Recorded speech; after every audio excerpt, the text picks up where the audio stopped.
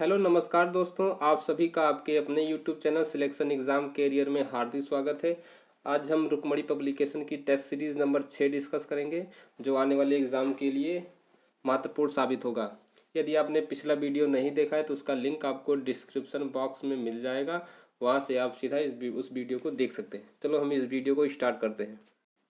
प्रश्न संख्या 1, 5 विकासशील देशों के अंतर्राष्ट्रीय संगठन ब्रिक्स में कौन कौन से देश शामिल है। आपके ऑप्शन है ए ब्राजील, रूस, भारत, चीन और दक्षिण Africa. B Brazil, Romania, Bharat, चीन और दक्षिण अफ्रीका। सी ब्राजील, रूस, इंडोनेशिया, चीन और Spain. D Brazil, Romania, Bharat, चीन और सोमालिया। ब्रिक्स अर्थात BRICS। बी अर्थात ब्राज़ील, आर अर्थात रसिया, आई मतलब India, C China, D South Africa. अर्थात इसका सही ऑप्शन ए होगा। ब्रिक्स का प्रथम सम्मेलन 2009 में रूस में हुआ था और 2010 में दक्षिण अफ्रीका के शामिल हो जाने के बाद इसका नाम ब्रिक्स पड़ा। और ब्रिक्स देशों की जनसंख्या अर्थात दुनिया की आबादी का लगभग 40% निवास करती है और GDP का लगभग 30% यहीं का है। नेक्स्ट प्रश्न,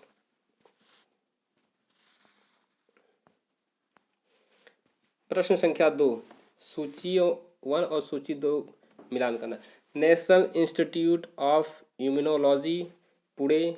B national centre for cell science Gurgaon. C centre for DNA fingerprint and diagnostic Hyderabad. D national brain research centre New Delhi.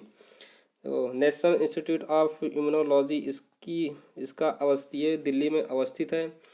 B national centre for cell science ये पुणे में अवस्थित है।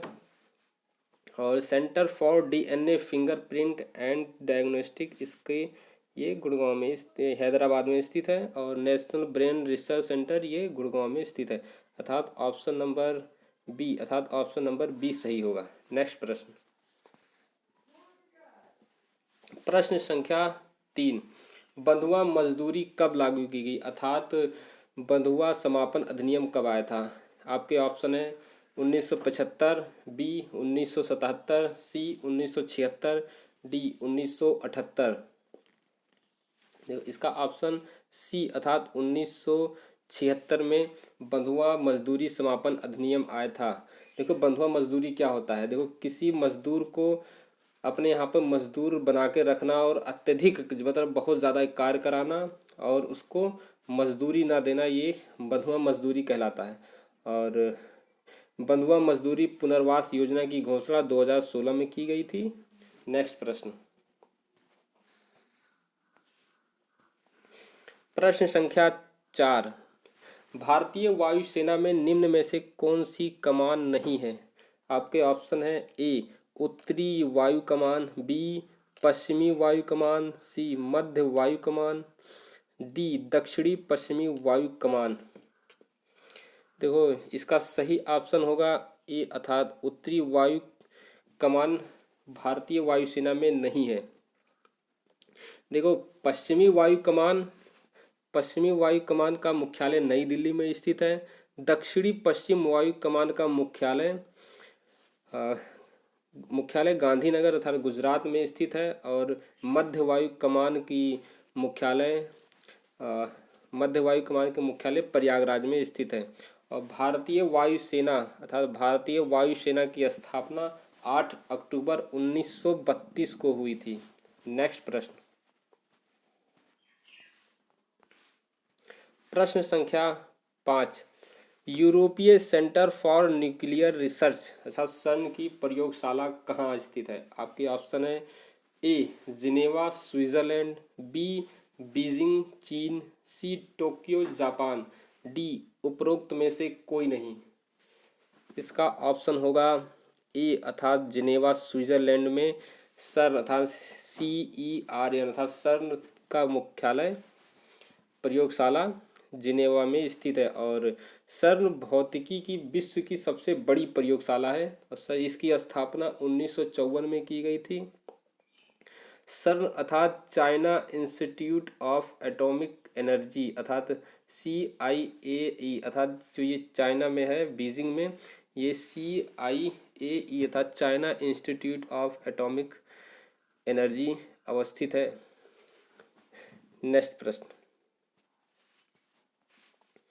प्रश्न संख्या 6, अर्जुन पुरस्कार पाने वाली प्रथम भारतीय महिला कौन थी? आपके ऑप्शन है A KJ Udeshi, B N Lampson, C Lakshmi N Memon, D N पोले। इसका सही ऑप्शन होगा बी अर्थात N लैम्पसन को अर्जुन पुरस्कार पाने वाली प्रथम भारतीय महिला हैं।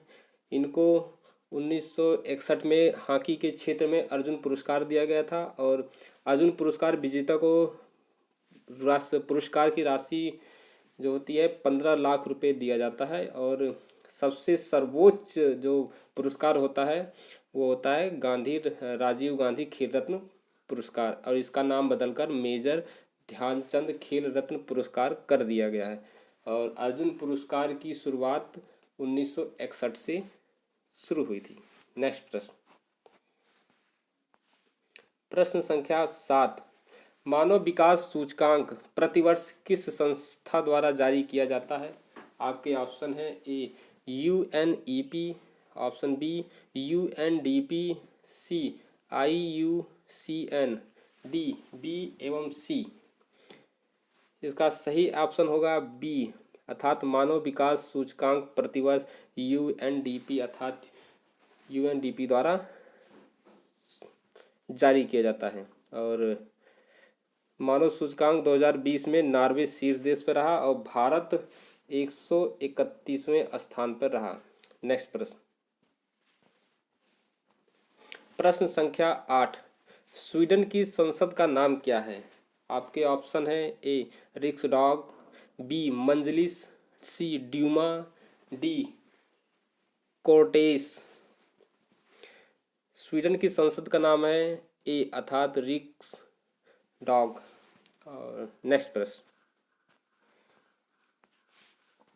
प्रश्न संख्या 9, निम्नलिखित में से किसके बारे में विश्व का सबसे सस्ता टेबलेट PC होने का दावा किया गया है? आपके ऑप्शन है आकाश, बी चिराग, सी विद्यार्थी, डी वसुधा। देखो इसका सही आंसर होगा ए अर्थात आकाश। आकाश के बारे में विश्व का सबसे सस्ता टैबलेट PC होने का दावा किया गया है और यह टैबलेट छात्रों के लिए बनाया गया है और इस टैबलेट PC को 5 अक्टूबर 2011 को लॉन्च किया गया है। नेक्स्ट प्रश्न,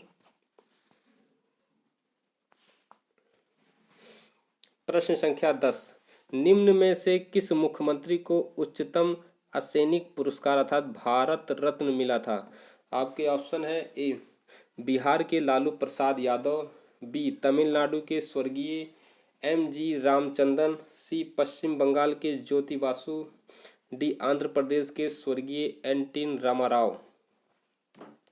इसका सही आंसर होगा बी अर्थात तमिलनाडु के स्वर्गीय MG रामचंद्रन को भारत रत्न मिला था।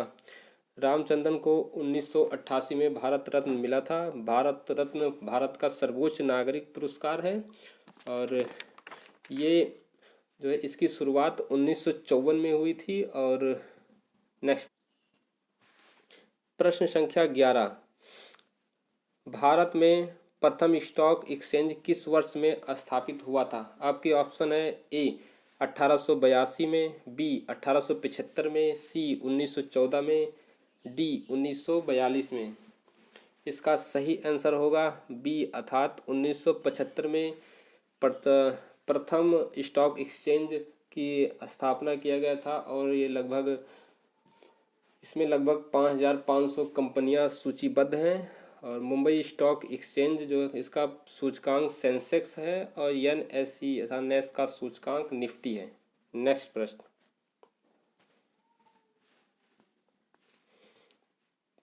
प्रश्न संख्या 12, यूनेस्को द्वारा निम्नलिखित में से किस क्षेत्र में के योगदान के लिए कलिंग पुरस्कार प्रदान किया जाता है? और इसकी शुरुआत 1952 में हुई थी, ये भी कहा गया। आपके ऑप्शन है ए साहित्य अर्थात लिटरेचर, के क्षेत्र में, बी अर्थात खेल कूद अर्थात स्पोर्ट के क्षेत्र में, सी राजनीति अर्थात पॉलिटिक्स के क्षेत्र में, डी विज्ञान अर्थात साइंस के क्षेत्र में। इसका सही आंसर होगा डी अर्थात विज्ञान अर्थात साइंस के क्षेत्र में कलिंग पुरस्कार की शुरुआत की गई थी 1952 में।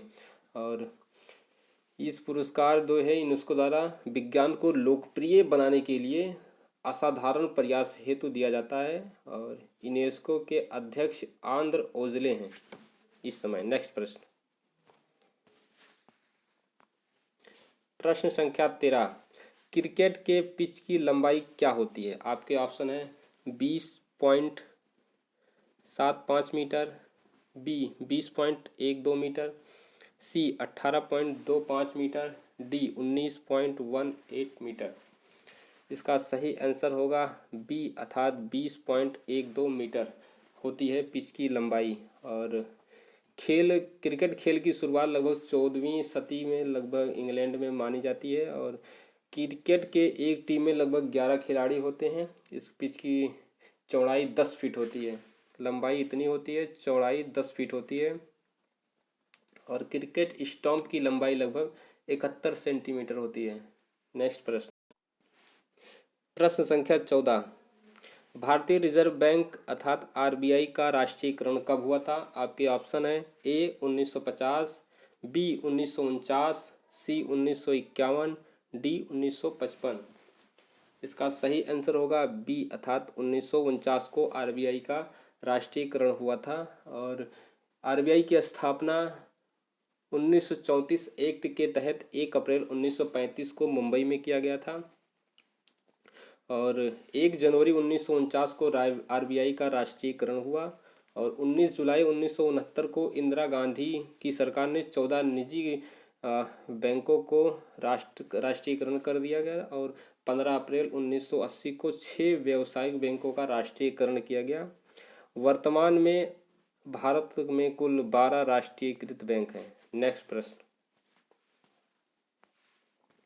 प्रश्न संख्या 15, राष्ट्रीय फिल्म पुरस्कार किसके द्वारा प्रदान किया जाता है? आपके ऑप्शन है ए मानव संसाधन विकास मंत्रालय, बी रक्षा मंत्रालय, सी विदेश मंत्रालय, डी सूचना एवं प्रसारण मंत्रालय।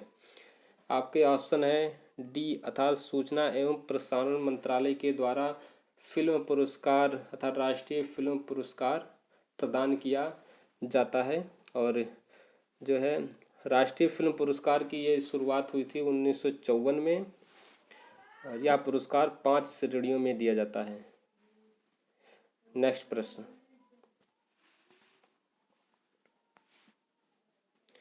प्रश्न संख्या 16, पीएसएलवी से क्या अभिप्राय है?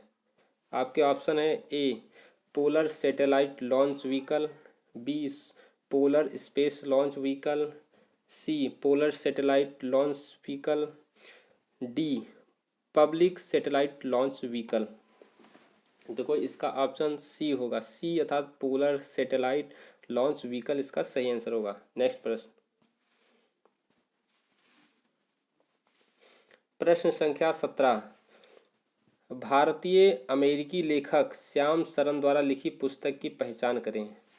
आपके ऑप्शन है how India sees the world, B ladies coupe, C the winding vine, D the village by the sea. इसका सही आंसर होगा ए अर्थात how India sees the world. Next प्रश्न,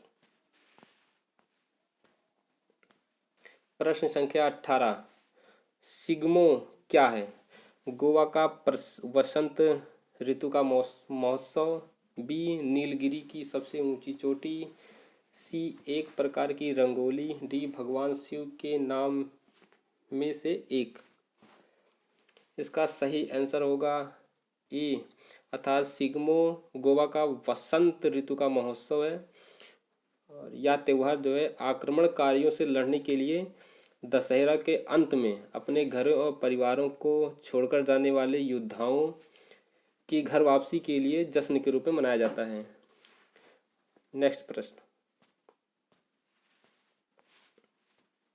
प्रश्न संख्या 19, योनेक्स कप किस खेल से संबंधित है? आपके ऑप्शन है A badminton, B table tennis, C kabaddi, D cricket. इसका सही आंसर होगा ए अर्थात योनेक्स कप बैडमिंटन से संबंधित है। और थॉमस कप, उबेर कप, सुदीर्घ कप, ये सब जो है लगभग बैडमिंटन से ही संबंधित है। नेक्स्ट प्रश्न, प्रश्न संख्या 20, इस टेस्ट सीरीज का लास्ट प्रश्न। उपग्रहों की IRS अर्थात IRS श्रृंखला का प्रक्षेपण देश के लिए किया गया था। आपके ऑप्शन है ए संचार अर्थात कम्युनिकेशन, बी उड़ान प्रदर्शन के मापन, सी सुदूर संवेद, डी गामा रे खगोल विज्ञान। इसका सही ऑप्शन होगा सी अर्थात सुदूर संवेद अर्थात IRS का इंडियन रिमोट सेंसिंग। और भारतीय अंतरिक्ष अनुसंधान संगठन अर्थात इसरो से बहुत ज़्यादा क्वेश्चन पूछा जाता है कि इसरो की स्थापना कब हुई थी? अर्थात 1969 में इसरो की स्थापना हुई थी। 15 अगस्त 1969 को इसरो की स्थापना हुई थी। इसी तरह के वीडियो पाने के लिए आप हमारे YouTube चैनल सिलेक्शन एग्ज़ाम को सब्सक्राइब करें, शेयर करें, ताकि आने वाली सभी वीडियो का नोटिफिकेशन आपको मिलता रहे। आप हमारे टेलीग्राम ग्रुप से जुड़ सकते हैं, हमारे फेसबुक चैनल को जुड़ सकते हैं। थैंक यू, धन्यवाद।